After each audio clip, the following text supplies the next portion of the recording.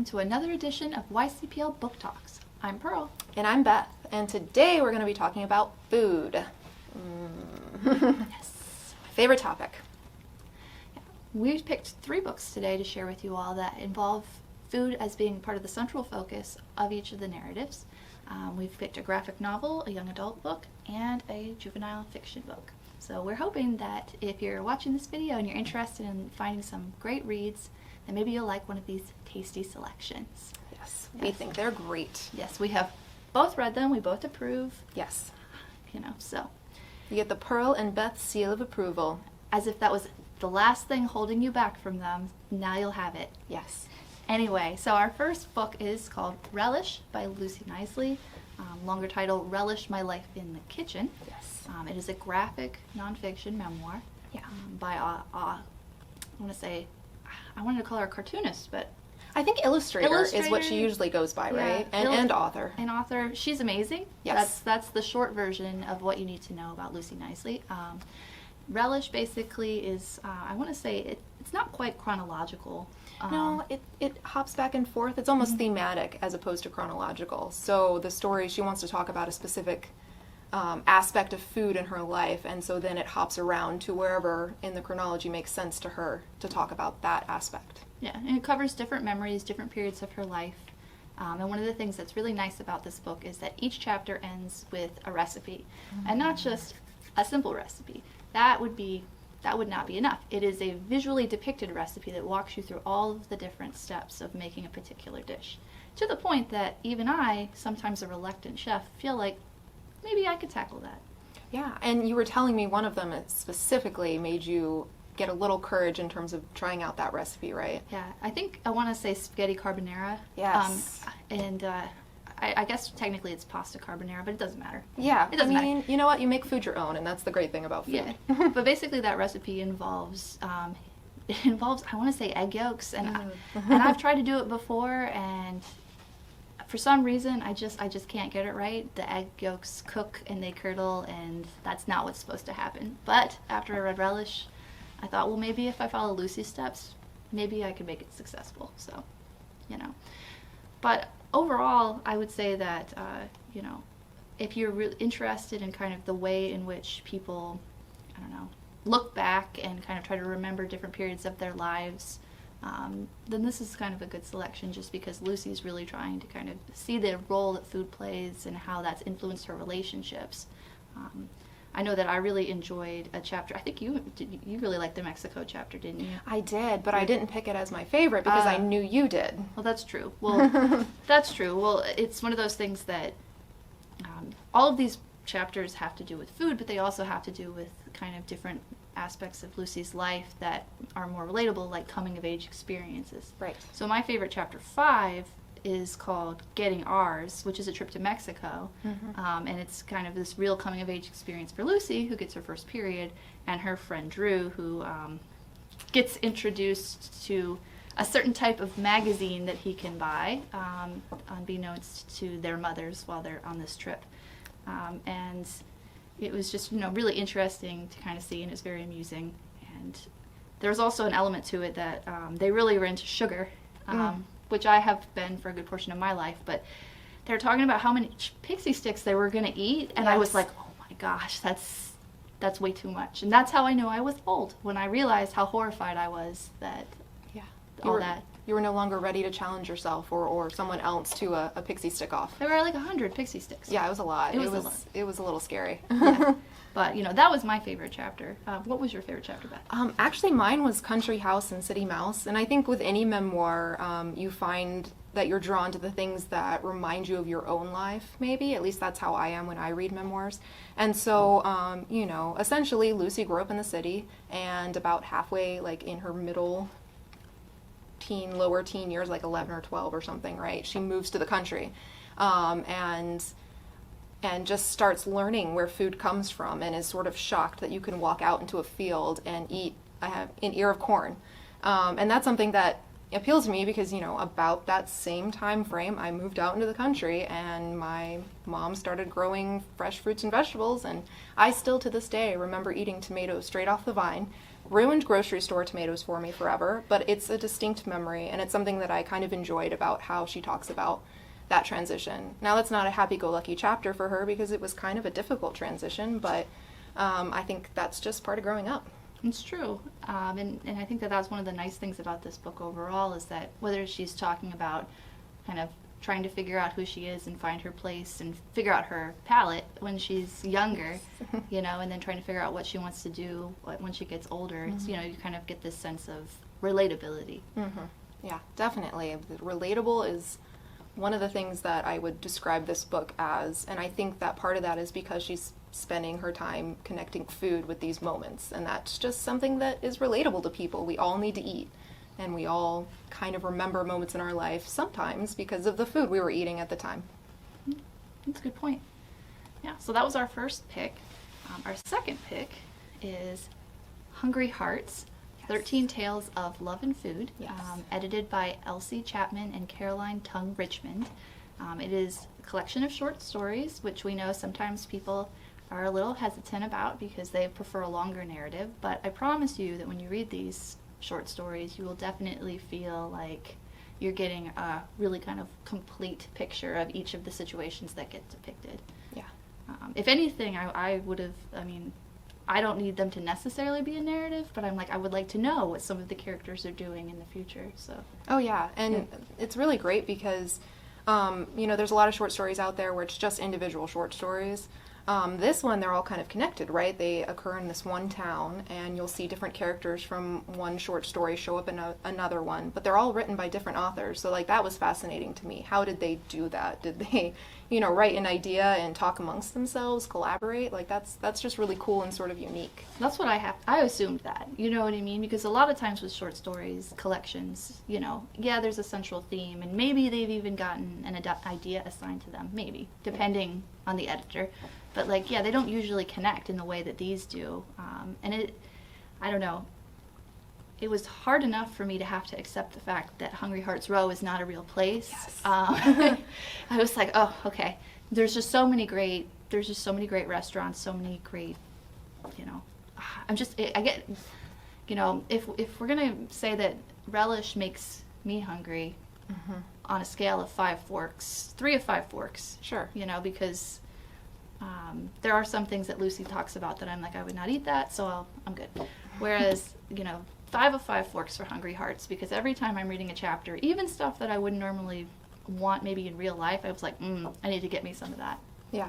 And, you know, what's interesting is that it's kind of diverse food. It's not just all food that we, you know, grew up with and everything, and that's maybe why we're comforted or interested in it. It's all different kinds of food. So even when they're talking about, like, organ soup, the way that particular author talks about that soup makes you want to eat it, even though to us, maybe I didn't grow up with organ soup. I don't know about you. I mean, if I did, I wasn't told about it. There, you know, occasionally there were some cheap cuts of meat that may have made their way into the house. How was I to know what it was? But, yeah, I mean, we, spoiler alert, both grew up in relatively the same location. Yeah. So I can say with absolute confidence that we did not have the most diverse food offerings. And I've often wondered if that played a role in when I eventually, you know, went off to school, you know, grown into an adult and whatnot, still trying to anyway, that I find myself drawn to books that kind of have more of a diverse angle in terms of the food. You know, it's like if you tell me, oh, you know, here's this book that has to do with you know, a chef, and I'm like, I'm interested immediately, but then you're like, oh, and you know, and then it's set in San Francisco, and they, you know, it's a Pakistani chef, or, you know, oh, there's this tea shop, you know, that's being run, or, you know, it's not something that I inherently know, and I think maybe for some people that's a turnoff, but for me, I'm like, yes, I like to read about things I don't know, and I like to devour. Pardon the pun. I like to devour you books. roll out a pun or two. Yeah. But in Hungry Hearts, it's one of those things that, you know, food doesn't just, you know, exist to be eaten. As the publisher says, it symbolizes love and despair. It symbolizes culture, family, belonging, and home. And there's really, I think, a short story for everybody in there if you just give it a chance.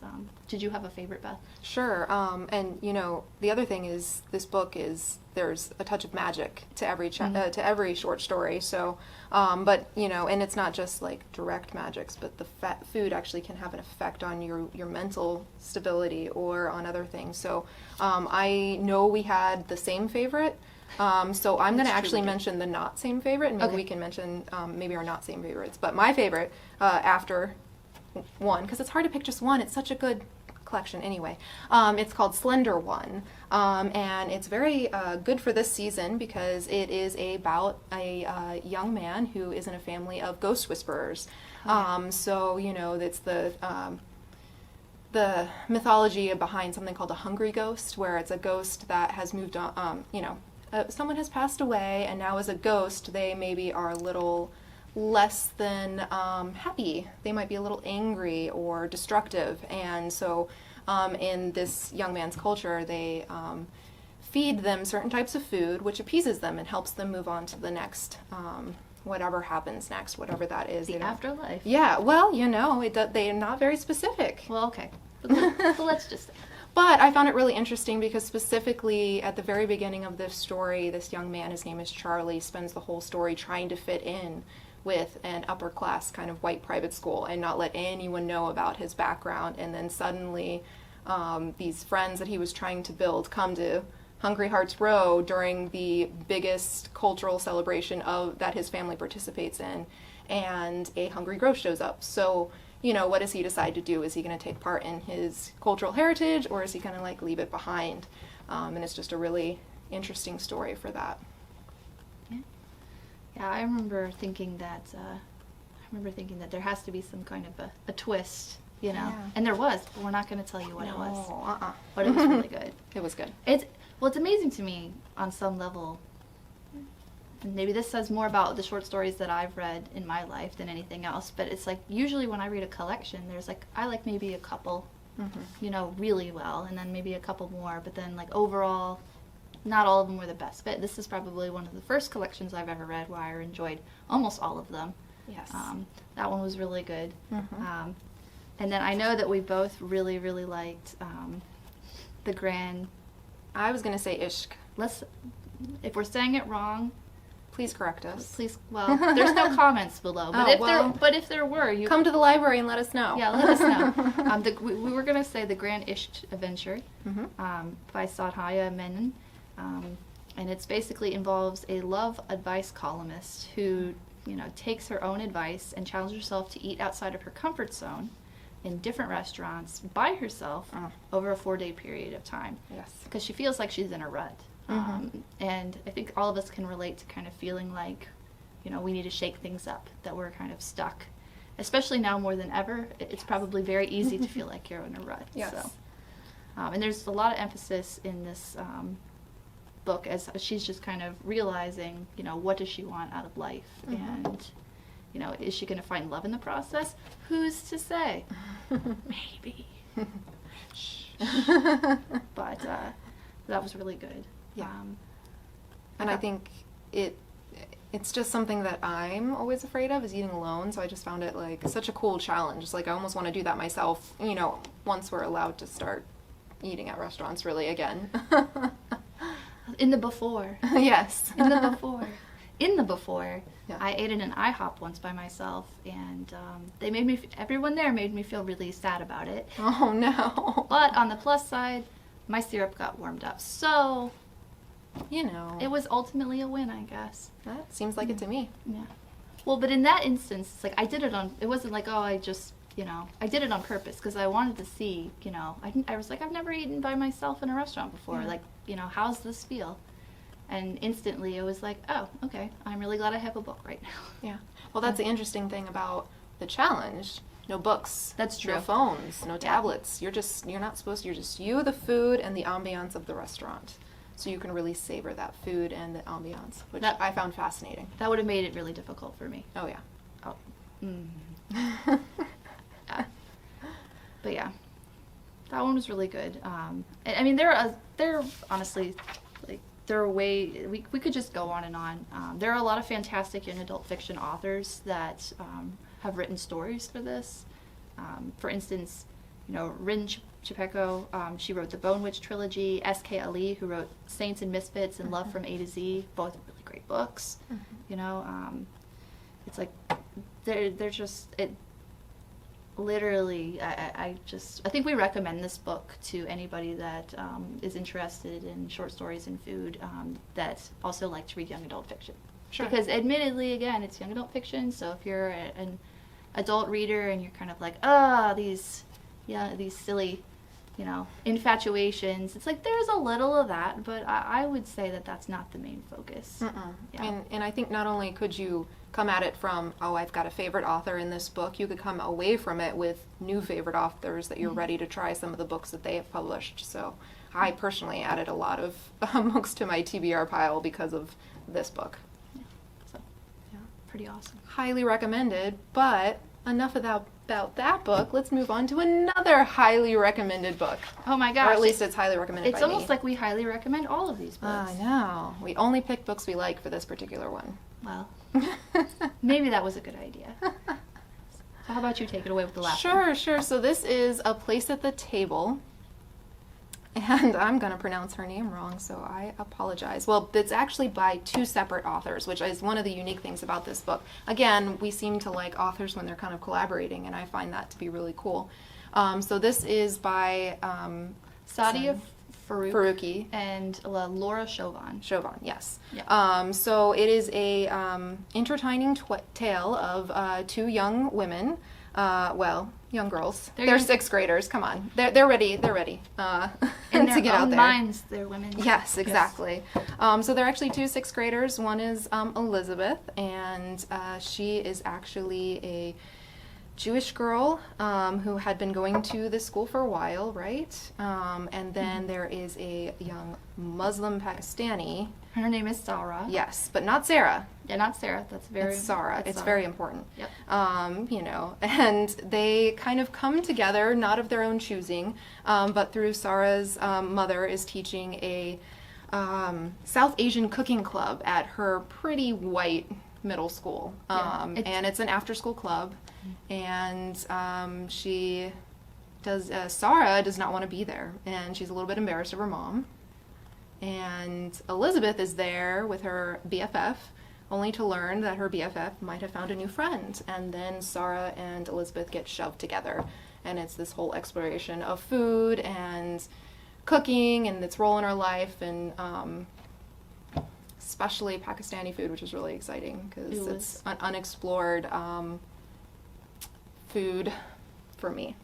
Yeah, and it's also really about friendship, and not just like they become friends, but it's about how hard it is to kind of make friends in the first place, but also how to stay friends, how to become good friends to each other, because there are a lot of miscommunications that take place in this story, and they're both Sarah and Elizabeth are coming from different perspectives, they're coming from different experiences, and even the act of asking what seems like simple questions to one person has a whole completely different connotation, whole completely different meaning, and maybe set of baggage to the other person. Yeah. So they have to learn how to communicate with each other, and they definitely have bumps along the way, as they say in this book, but ultimately it turns out well. Yeah.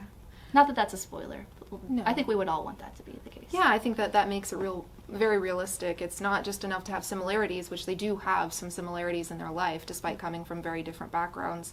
But that's not enough to keep a friendship going, and that's really realistic in that way. It really kind of goes over the different ways that friendships can fail, specifically, like you said, with miscommunications. Yeah. But there's a lot of dark, it's a fairly lighthearted book, but there's a lot of difficult themes that kind of go in here, and there's racism, there's religious and cultural intolerance, and all that kind of thing that really ground it in what feels like reality. Yeah, and it's one of those things that if you're thinking about, if you have if you're watching and you have a middle schooler, or if you know a middle schooler that maybe is not quite sure, and you're not quite sure to have conversations about how like prejudices can come up and how they can kind of, you know, it's learned. It's not just like, you're not just innately prejudiced, you know what I mean? And this book does a really good job of kind of demonstrating how the things that adults say can get picked up on by people younger than them, by their children, and how those words and those thoughts can be brought into like the school, for instance, and cause these kinds of situations in which, you know, incredibly difficult situations. And it's one of those things that I think that it's really easy to kind of say, oh, well, like, they're too young to be thinking about these things. But the reality is that, like, you know, these are the kinds of conversations that are good to have young. Because Elizabeth, in this book, she doesn't know what to do when a person who's been her best friend for her entire life all of a sudden starts to say these really terrible things to this other person who's now becoming one of her good friends, you know. And it seems to me like there's a lot of conversation that can be had with this book. Sure. I definitely agree with that. I think that it was really good for the author. She kind of created these gray areas where there wasn't an evil person or a bad person in this book. They all had levels of things that they did wrong and things they did right. We all make mistakes. And it was existing in kind of that gray area and exploring how you can make amends maybe, or how you can make something right, that was pretty powerful for me. So yeah, I really love this book as well. Surprise, surprise. Oh my gosh, you loved this book too? Oh my gosh. And how hungry did that book make you? It made me very hungry, mostly because there were some really great descriptions of the food and the seasoning, the spices. But what I really wish that this book had more of, and I know that's like kind of silly, that's just like me, but I like wish that there were recipes in this book, because you know, this one you had recipes that made you want to cook them, and there were things in there that I was like, I could cook that. This one made me want to cook them, but I didn't have a recipe to cook that with, so I was very wanting that. So I might just have to, you know, you'll have to Google. Search for the recipe book. This is how you type. I mean, Did you know, yeah, this is how you type. You'll have to Google. Perfect on home keys. Yes, obviously. Yeah. But yeah, I definitely, I would give that one 5 out of 5 forks, as it were. The very academic, the very serious fork scale. Yes, it's very important. Very important, yes. Sure. I would have to agree. I was, you know, I'm going to be incredibly cliche. Hang on to your hat. Or my seat. There are a lot of really good foods in there. When she started talking about, and anybody watching who's thinking I'm going to say something cliche, you're going to know exactly when I say samosas, because I love samosas. Yeah. She started talking about that, and I'm like, yes. I need to go get some samosas right now. So I did. Yeah. Well, there you go. Yeah. So that was our juvenile nonfiction middle grade book. Sure. And then our nonfiction adult and our YA. So those are the 3 books that we plan to talk about. Yeah, those are all of them. Yeah. But you know, oh no, it is the fall season. It is the fall season. It is the fall season, or autumn, as my husband likes to say, because he does not believe in calling it fall. He's very proper like that, I guess. It's true. Autumn's a very proper way of saying it. Yes, if you wanted to. But last but not least, surprise! What? Pumpkinheads! Oh man. Like she didn't know I was going to whip that out. I knew she was going to whip that out. Yeah, let's be real. Come on. Here we go. Yeah. So let's get it right up in there. Yes. So, Pumpkinheads, by Rainbow Rowell, who some of you may know from Eleanor and Park and Fangirl and Carry On. Yes. And then illustrated by Faith Erin Hicks. Yes. Who has made many wonderful graphic novel, yes. including my personal favorite, the Nameless City trilogy. Oh yeah, it's very good. But also Friends with Boys, Nothing Can Possibly Go Wrong, and then a young adult book called Comics Will Break Your Heart. Oh yes. Yes. So this delightful read that I just surprised Beth with, that we've both read. Yes. It takes place at a pumpkin patch towards the end of the season. I want to say that it's Halloween. I think it is. Yeah. That it's literally the last day the pumpkin patch is open. Yeah, I'm saying that like I don't know, like I didn't just read it on the back. Oh, sure. But yeah, it takes place on Halloween at a pumpkin patch. It literally looks like the pumpkin patch of my fantasy. Yeah. I have been to some pumpkin patches. That's, you know, they have a few stalls. They, you know, there's your requisite kettle corn. You could do a hayride if you want. There's the pumpkins, but it's not really an epic thing. Whereas Sure. this is like the most epic pumpkin patch I've ever experienced, visually speaking. Sure. And there's this whole point where they're running through the pumpkin patch, Yeah. right? And they're just going all over, and you're like, this place is huge! I Yeah. want to go here! Speaking of dream fictional locations that we'd like to visit, Yes. the pumpkin patch and Pumpkinheads would also be one of them. It would be in my top 10, Mm-hmm. for sure. And basically, I mean, there is a story. It's a great story. You know, it's about these two characters named Josie and Deja. And they've been working at the pumpkin patch for the last few years. They're seniors. This is their last time ever. Last hurrah! Last hurrah. They're going off to college next year. I'm guessing that, you know, some people might be like, it's just another job to them, but not these two. They are invested, especially Josie, who has been like, you know, the equivalent of employee of the month, like, or employee of the, like, constantly. But basically, Josie's been obsessed with this girl that he calls Fudge Shop Girl, and Of course. he's never talked to her. And it's their last night, so Deja decides like he needs to go and talk to her. Right. And this book is basically about their journey to all over the pumpkin patch trying to find this girl. Right. Do they find her at the end? Does it turn out the way he expected? Who's to say? You'll have to read it. But honestly, it's like, as much as I love this book, for me, the story is not 100% the point of it. It's watching all of the delicious food that they keep encountering. Yes. It's like, I don't like pumpkin pie, but the pumpkin bombs, which is basically like pumpkin pie that's been like, isn't it like dipped in chocolate? Yeah, And it's there's like- something else. There's something else about it, and it's just like, maybe I would try that. I would eat that. It's like the definition of mouth-watering. Yeah. And I was like, where does this pumpkin patch exist where there's this kind of food? Well, I know that Rainbow Rowell took Faith Erin Hicks to a pumpkin patch Sure. to show her what it would be like, and maybe they went to a pumpkin patch or they went to a fair. It was an anecdote. I read it in an article. That's besides the point. Anyway, it's epic. Yeah. Yes. So if you're really into the fall festival season and you really, really, really like to see people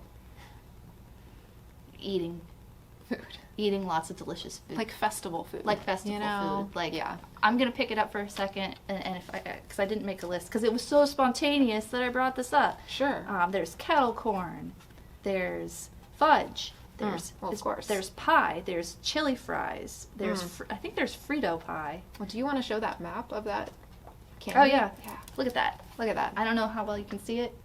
It's very cool. It's very cool. Yeah. We love a good map. We love a good map. Yes. But basically, yes, it fits very well with our theme, our food theme. Yes. But it's also a very good festive read for the season. Yes. Although you may not be watching this video until after Halloween is over. Halloween can live in our hearts 24/7. All year round. All year round with Pumpkinheads. Sure. Yeah. That's what they wish, that Halloween was all year round so they could be at the pumpkin patch. Yeah.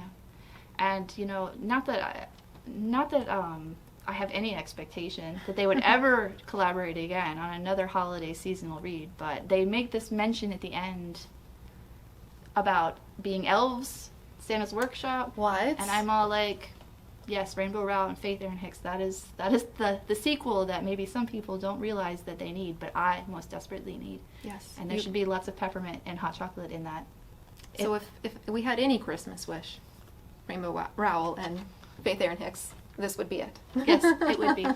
But on that note, that pretty much wraps up all of our selections for this food book talk. So we hope that maybe one of these has caught your eye. You can place a hold on any of them in our catalog.